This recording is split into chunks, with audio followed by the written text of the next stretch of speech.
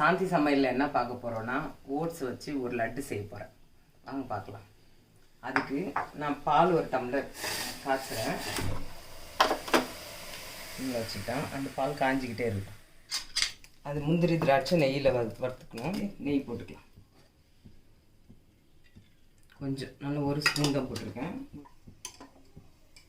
நெய் காஞ்சோடனே முந்திரி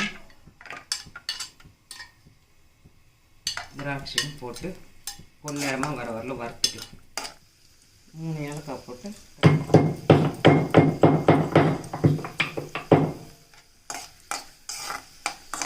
போதும். சமைஞ்சிருச்சு, எடுத்து வச்சுட்டு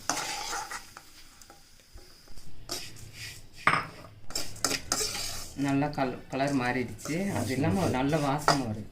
இதில் போட்டு ஏலக்காய் தூள் போட்டுக்கிட்டு இந்த பாதாம், இந்த பேரிச்சம்பழம், முந்திரி திராட்சை,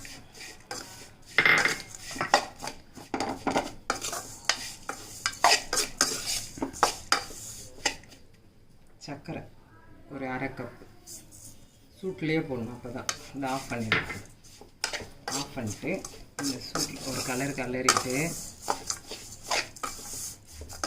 அடுப்பு ஆஃப் பண்ணிவிட்டேன்.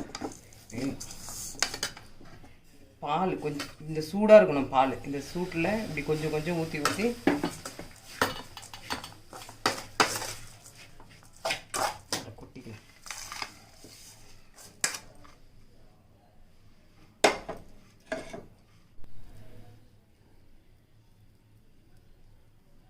இப்படி உண்டை பிடிச்சி வைக்கணும். சூடாக இருக்கும். இப்படி கையை தண்ணியில் நினச்சி இதில் ஒரு உண்டை கொடுத்தோம்னா நல்லா வயிறு ஃபில்லிங்காக இருக்கும். குழந்தைங்களுக்கு பெரியவங்களுக்கு எல்லாருக்குமே கொடுக்கலாம். பெரியவங்களுக்கு கொடுக்கும்போது சர்க்கரை இல்லாமையும் பேரிச்சம்பழம், தேன் இதெல்லாம் போட்டு கூட பிடிச்சி கொடுக்கலாம். கொஞ்சம் ட்ரையாக இருக்குது. அப்போ இந்த டைமில் கொஞ்சம் பால் சூடாக, ஏன்னா பால் சூடாக இருக்கும். இந்த மாதிரி பால் ஊற்றி கொஞ்சம் கொஞ்சமாக கூட ஊற்றி பிசைஞ்சிக்கலாம்.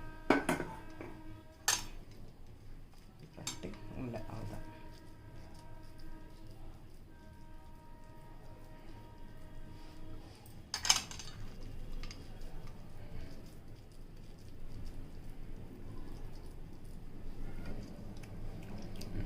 அவசரமாக நம்ம வேகமாக பிடிச்சி இப்படி வச்சுருப்போம். இப்போ சரி பண்ணி நல்லா உருண்டையை டைட்டாக பிடிச்சி வச்சு